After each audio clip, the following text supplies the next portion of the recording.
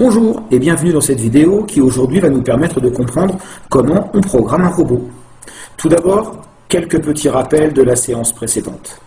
Un robot, c'est une structure automatisée qui va permettre d'accomplir des tâches selon un programme, tout en tenant compte de son environnement extérieur. Tiens, prenons l'exemple de ce petit robot. Il doit d'abord acquérir des informations. C'est la raison pour laquelle il a des yeux pour voir et des antennes pour entendre. Il va donc pouvoir agir sur son environnement en se déplaçant avec ses chenilles ou en attrapant des choses avec ses pinces. Pour faire ces différentes fonctions techniques, acquérir des informations, agir sur son environnement, etc., car il peut y en avoir d'autres, un robot sera constitué d'une multitude de solutions techniques. Voyons voir sur notre robot Timio. Alors, notre robot Timio doit pouvoir faire de l'acquisition d'informations. C'est un robot qui est bardé de capteurs. On en a cité 4 dans la séance précédente. Le microphone, le capteur de température, les capteurs infrarouges devant, derrière, en dessous, et les touches capacitives pour pouvoir soit le mettre en service, soit le déplacer. Ces informations qui proviendront de tous ces capteurs devront être traitées par la carte électronique qui est présente à l'intérieur de tous les carters de ce robot. Cette carte électronique va aussi donner des ordres. Donc les ordres vont transiter via des fils électriques présents dans le robot. Mais tout cela ne pourrait pas fonctionner si on n'avait pas une source d'énergie qui est une batterie lithium polymère qui permet d'alimenter l'ensemble de ce robot. Évidemment, si ce robot doit se déplacer, il faut que l'énergie puisse être distribuée. Donc, il y aura une interface de puissance. Dans le cas de ce robot, l'interface de puissance est directement associée à la carte électronique. Les ordres, donc, pour les déplacements, pour les mises en couleur, se feront via les actionneurs, comme par exemple les moteurs qui permettront les mouvements, le buzzer qui permettra d'émettre des sons et les LED RVB qui permettront au robot de prendre une multitude de couleurs. Enfin, pour permettre les déplacements, les moteurs seuls n'arriveront à rien. Ils devront être associés à des effecteurs, c'est-à-dire un réducteur à engrenage et des roues qui transmettront le mouvement des moteurs à l'ensemble du robot. Voilà la structure de notre robot Timio et globalement la structure de tous les robots mobiles est faite de la même façon. Passons maintenant au début de ce nouveau cours. Comment peut-on programmer un robot? Les robots ont besoin d'algorithmes pour fonctionner. Cependant, savez-vous ce que c'est qu'un algorithme? Alors, pour pouvoir comprendre, je vous propose de regarder cette première vidéo. Aux confins de notre galaxie, il existe des extraterrestres surprenants, les SEPA. Ils sont toujours très enthousiastes, mais ils ne réussissent jamais à faire fonctionner les choses et leur planète ne tourne pas très rond. Ils décident alors d'envoyer sur Terre un duo de choc pour découvrir comment les terriens ont compris le monde. Hawk, dis-moi, tu peux déplacer le vaisseau? J'aimerais voir ce qui se passe là-bas. Non, je dors. Ah, oui, je comprends. Mais est-ce que tu voudrais pas mettre le pilote automatique? Ah oui, comme ça le vaisseau se conduirait tout seul et toi tu pourrais dormir. Le pilote automatique? Mais qu'est-ce que c'est? De toute façon, tu dis n'importe quoi, il n'y a qu'un pilote ici, et c'est moi. Mais Hawk, un pilote automatique, c'est pas un vrai pilote. C'est juste l'ordinateur qui conduit ton vaisseau tout seul. Ah bon? On peut demander à un ordinateur de piloter tout seul? Mais pour être pilote, faut être très malin. Alors qu'un ordinateur, s'il n'y a pas quelqu'un pour lui dire très exactement ce qu'il doit faire, eh ben c'est complètement idiot. Ah bah oui, t'as raison, Hawk. Pour qu'un ordinateur fasse un truc tout seul, un truc simple comme une addition, ou un truc compliqué comme piloter un vaisseau, faut lui expliquer dans les moindres détails tout ce qu'il doit faire. Mais, tu sais, les terriens, ils savent dire à un vaisseau comment il doit piloter. Et ce qui permet de dire à un ordinateur tout ce qu'il doit faire s'appelle un algorithme. Une algue en quoi? Mais qu'est-ce que tu me racontes là? Mais non, pas une algue en rythme, un algorithme. Un algorithme, c'est une façon de faire les choses sans avoir besoin de réfléchir. Tiens, par exemple, quand tu traverses la rue, pour éviter de te faire écraser, tu regardes à gauche, puis à droite, puis à gauche. C'est très efficace et c'est toujours la même méthode. Eh ben, c'est ça, un algorithme. Ah oui, j'ai compris. Bah, c'est très malin d'avoir inventé ça. Et d'ailleurs, qui est-ce qui a eu cette idée? C'est pas. Ça vraiment, c'est pas du tout. Bah alors renseigne-toi! Bouge-toi! Ça y est, ok, j'ai trouvé! Celui qui a inventé ça s'appelait Al-Khawarizmi. C'était un arabe du 9e siècle. Il avait été chargé par le calife de trouver une méthode infaillible pour résoudre ses problèmes, comme calculer les impôts ou mesurer les réserves d'eau, par exemple. Et c'est lui qui a compris qu'il suffisait d'envisager à chaque fois toutes les possibilités. Plus tard, on a repris cette méthode et on l'a appliquée aux ordinateurs. Par exemple, le pilote automatique sait que tant qu'il n'y a pas d'obstacle devant le vaisseau, eh ben il va tout droit. Et il sait aussi que si le vaisseau s'approche à moins de 10 000 km d'une planète, il doit tourner. C'est clair? T'as compris? Alors, on peut bouger? Mais oui! C'est pas compliqué! On y va! Hawk, qu'est-ce que tu fais là? Je regarde à gauche, à droite et à gauche avant de piloter. C'est pas ça un algorithme? Presque, Hawk. Presque.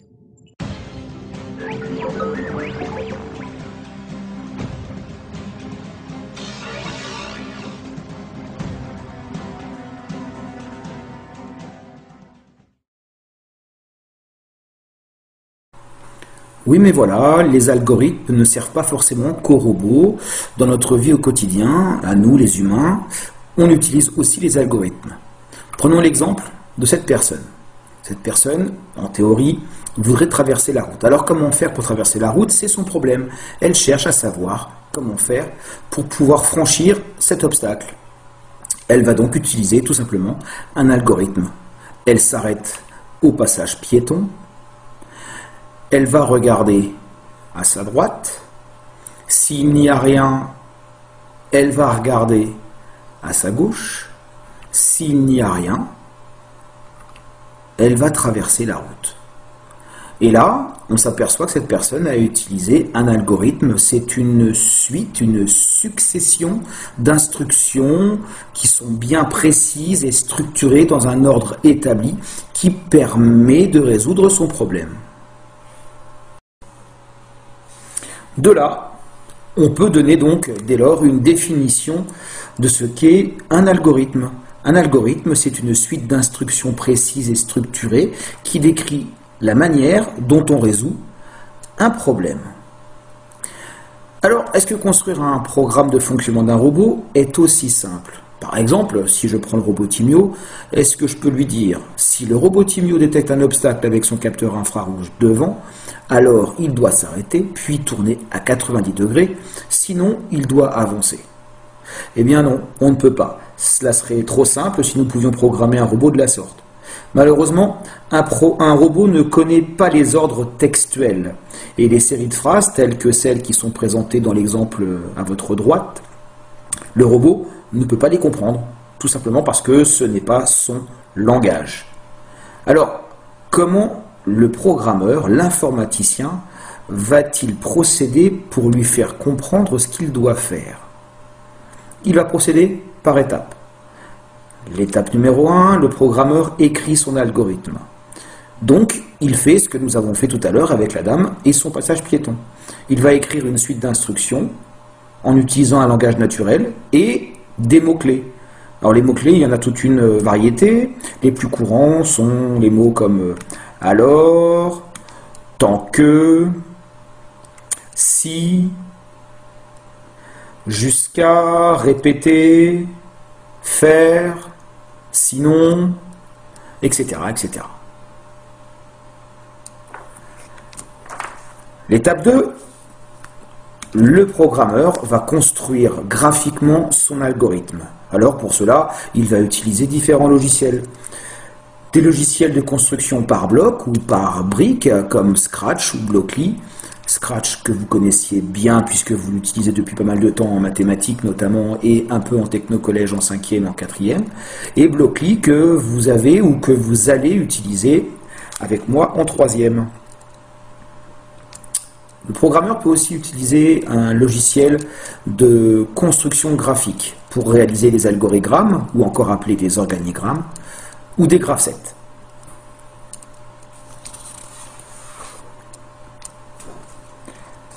Étape 3, le programmeur traduit son algorithme. Là, il va tout simplement traduire sa représentation graphique, c'est-à-dire Scratch ou Blockly, dans un langage de programmation universel que tous les informaticiens comprennent. Voici l'exemple d'un langage C. Étape 4, le programmeur compile et téléverse le programme dans la mémoire du robot. Alors là, c'est un logiciel qui va lui permettre de faire ça. En fait, le programme en langage C, le robot ne le comprend pas non plus. Par contre, le compilateur connaît ce genre de langage et il va convertir son algorithme dans un langage que le robot comprendra et pourra exécuter. C'est ce qu'on appelle la phase de compilation. Ensuite, le programmeur va téléverser le programme dans son robot. Le programme compilé. Le microprocesseur va pouvoir gérer les actions du robot au regard de ce que verront les capteurs du robot en appliquant donc le fameux programme. Plus de temps et passons à la première activité. Construisons notre premier algorithme. On va commencer par des organigrammes ou des algorigrammes. Alors je vais vous demander de rejoindre ce site toileval.free.fr, de trouver les deux organigrammes que je vous propose dans les deux exercices qui suivent et de compléter les algorithmes, donc les organigrammes de cette barrière de parking, puis de cette même barrière de parking, mais cette fois-ci on complexifie un petit peu la chose puisqu'on ajoute un feu de circulation. Je vais vous montrer comment faire pour rejoindre le site. Je vous donne rendez-vous dans 15 minutes pour la correction. Je vous demande s'il vous plaît de ne pas tricher. Prenez bien le temps de 15 minutes imparties pour faire ces deux exercices.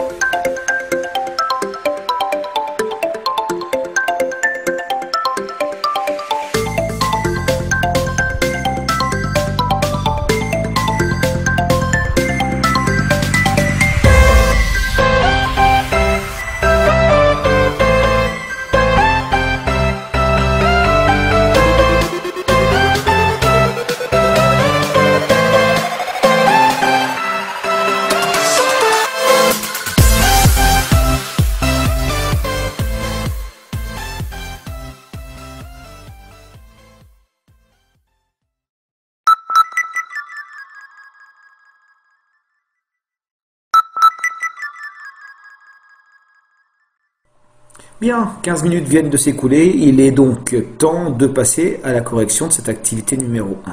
Premier organigramme, donc, cette barrière de parking. Barrière de parking toute simple. Tant que le pilote du véhicule ne demande pas l'ouverture, par exemple avec son badge, eh bien le programme, l'algorithme tourne dans ce sens. Dès qu'il présente son badge ou demande l'ouverture, on passe ici à l'ordre d'ouverture de la barrière. La barrière va s'ouvrir, mais tant qu'elle n'est pas ouverte entièrement, donc là on va faire appel à un capteur barrière ouverte par exemple, eh bien la barrière monte et dès qu'elle est arrivée en position haute, eh bien on passe à une autre détection, c'est-à-dire le capteur qui est situé derrière la barrière ici, qui va détecter le passage de la voiture, par exemple un capteur infrarouge. Et bien, tant que la voiture n'est pas passée, l'algorithme fonctionne comme ceci. Dès que ce capteur aura détecté la voiture, on passera à l'ordre suivant qui est de baisser la barrière. Et on va baisser la barrière tant qu'elle ne sera pas entièrement baissée. Donc on fera appel encore à un autre capteur, par exemple capteur barrière fermée. Et bien la barrière continue de se baisser. Et dès que ce capteur est actionné, on passe ici et on reboucle, on attend l'utilisateur suivant en rebouclant. Autre organigramme, celui-ci, un peu plus compliqué puisqu'on faisait entrer en ligne de compte cette fois-ci un petit feu de circulation. Alors, toujours même principe, tant que le chauffeur du véhicule ne demande pas l'ouverture, on tourne comme ceci. Dès qu'il demande l'ouverture, on monte la barrière, on la monte jusqu'à être en position haute. Donc tant qu'on n'est pas en position haute, on tourne comme cela. Dès qu'on est en position haute, on passe le feu au vert pour autoriser le chauffeur à faire avancer sa voiture. Donc le feu étant passé au vert, le chauffeur avance et tant que le capteur n'a pas détecté que la voiture était passée, l'algorithme tourne comme ceci. Une fois que la voiture est détectée, on passe ici, on demande au système de passer le feu au rouge. Et quand ce feu est passé au rouge, on descend la barrière. Cette barrière va descendre jusqu'à ce qu'elle entre en contact avec le capteur position basse donc de la barrière. Et une fois que ce capteur aura détecté que la barrière sera fermée, on rebouclera le système en attendant un nouvel utilisateur. C'était aussi simple que ça. On va passer à l'activité 2 maintenant. L'activité 2 qui consiste à travailler avec Blockly. Alors, vous allez rejoindre le site Blockly Games, réaliser le niveau 1 qui est un niveau très simple, sorte de puzzle. Puis ensuite, vous allez trouver les algorithmes 1 à 8 du niveau 2, c'est-à-dire le labyrinthe. Et je vous demande sur votre cours de compléter les tableaux 7 et 8. Les voici. De trouver les constructions algorithmiques par bloc avec Blockly. Alors évidemment, je vous demande de ne pas tricher, de bien prendre les 10 minutes de temps qui sont impartis pour faire ces deux exercices. Et évidemment, je vais vous diriger vers le site pour que vous puissiez voir vers où vous devez vous rendre. Et je vous donne rendez-vous dans 10 minutes pour la correction. A tout de suite.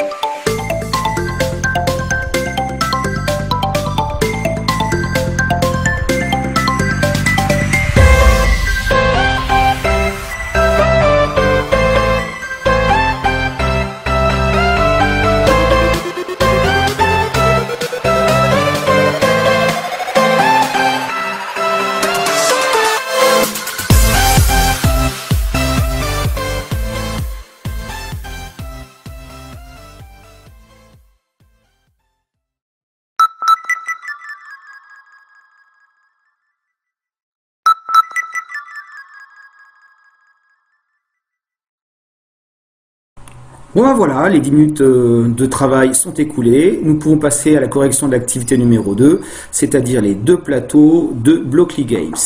Le plateau numéro 7, donc on observe ici que notre petit robot doit rejoindre sa cible. Il a des lignes droites et des virages à droite à réaliser. L'algorithme est le suivant. On retrouve la boucle répétée jusqu'à atteindre la cible. Le robot devra donc répéter toujours la consigne avancée, sauf dans un cas particulier où il y aura un obstacle, donc un virage à droite. Si le robot détecte un virage à droite, il devra tourner à droite. Pour le plateau numéro 8, on observe donc un problème multiple, c'est-à-dire que maintenant on a des virages à gauche et des virages à droite. Par conséquent, il va falloir que ce robot répète toujours la consigne avancée pour pouvoir atteindre sa cible. Mais s'il y a des chemins à gauche, il devra tourner à gauche, et s'il y a des chemins à droite, il devra tourner à droite. Voici donc cet algorithme. La boucle répétée jusqu'à atteindre la cible, répéter la consigne avancée. S'il y a un chemin à gauche, il devra tourner à gauche. S'il y a un chemin à droite, il devra tourner à droite. Nous allons passer à l'activité numéro 3, c'est-à-dire toujours sur Blockly Games, le plateau numéro 9. Je vous demande de me trouver la réponse de l'algorithme et Blockly Games vous donnera le langage C que vous pourrez recopier dans cet espace-là. Évidemment, je vais encore vous redonner les consignes pour rejoindre le site. Cette fois-ci, vous n'avez que 5 minutes. Je vous demande de ne pas tricher. Je vous donne rendez-vous donc dans 5 minutes. A tout de suite.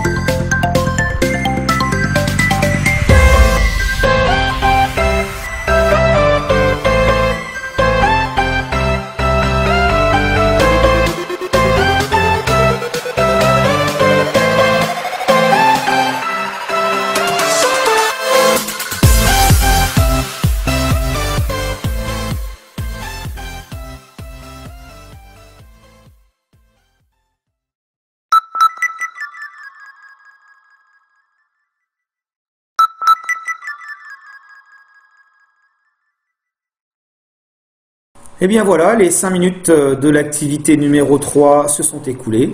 Je vous propose donc la correction de cette activité.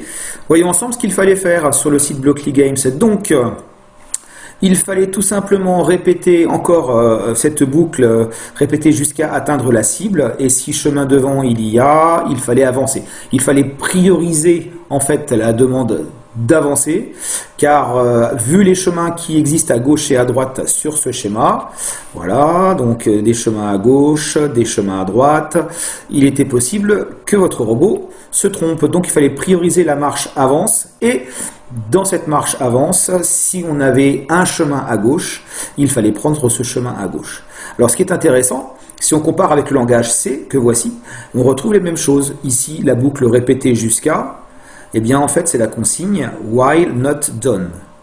Ensuite, si chemin devant, if is path forward, il fallait faire la commande avancer, move forward, sinon, else, s'il y a un chemin vers la gauche, if is path left, il fallait tourner à gauche, turn left. Donc en fait, on voit qu'il y a effectivement un lien entre le langage C et le langage par bloc. Ça aurait été Scratch, ça aurait été un algorithme, c'était exactement la même chose. Voilà. On peut donc passer à la synthèse de ce cours. Pour cela, on va tout résumer ensemble. Alors imaginons qu'un informaticien ou vous, un collégien, par exemple, vous souhaitez programmer votre robot pour répondre à une problématique. Bon, vous ne ressemblez pas forcément à ça, je vous l'accorde. Comment vous allez procéder? Voici donc la problématique. Eh bien, vous allez tout simplement construire votre algorithme de façon textuelle, c'est-à-dire une suite d'ordres structurés, ordonnés, qui vont permettre de résoudre notre problème. Ici, on retrouve l'exemple. Le robot doit répéter tous les ordres jusqu'à atteindre sa cible. S'il y a un chemin devant, alors le robot doit avancer. Sinon, s'il y a un chemin vers la gauche, alors le robot devra tourner à gauche. Bon, cet algorithme textuel, on retrouve une structure absolument identique à notre problématique de début de cours avec la personne qui souhaitait traverser la route. Ensuite, comment allez-vous procéder? Étape suivante, c'est la construction de l'algorithme de façon graphique avec Scratch, avec Blockly, avec un algorithme. Bon, je vous l'accorde, cette construction se fait au collège, il y a de fortes probabilités pour que vous ne la fassiez plus au lycée, et puis ensuite au-delà, BTS, DUT, à la fac. En tout cas, les vrais programmeurs, les informaticiens, ne programment quasiment pas, ou pas du tout, avec ce genre de fonctionnement. Une fois que cet algorithme est fait, on va toujours utiliser Blockly ou Scratch pour convertir notre algorithme graphique en un algorithme qui est connu de tous les informaticiens. C'est un langage universel que tous les informaticiens du monde connaissent. En revanche, ce n'est pas le programme que connaît, le langage que connaît le robot. Il va donc y avoir une autre étape, une étape qui s'appelle la compilation. Elle arrive donc derrière cette étape. Cette étape de compilation, voici un compilateur, va permettre plusieurs choses. D'abord, premièrement, de vérifier que l'écriture de votre algorithme est convenable, qu'il n'y a pas d'erreur. Ensuite, de le compiler, c'est-à-dire le traduire dans un langage compréhensible du robot, un langage que le robot pourra donc comprendre et il pourra exécuter le programme. Et enfin, téléverser ce programme dans la mémoire du robot. Alors, ce téléversement, comme on l'appelle, et non pas téléchargement, mais ça veut dire la même chose, se fait soit par liaison filaire, donc avec un câble USB, mais peut se faire également en Bluetooth ou en Wi-Fi. Le collégien que vous êtes peut donc tester son robot en situation, ou l'informaticien. Voilà. Nous avons fait le tour de ce cours, je vous remercie de l'avoir suivi et je vous dis à bientôt.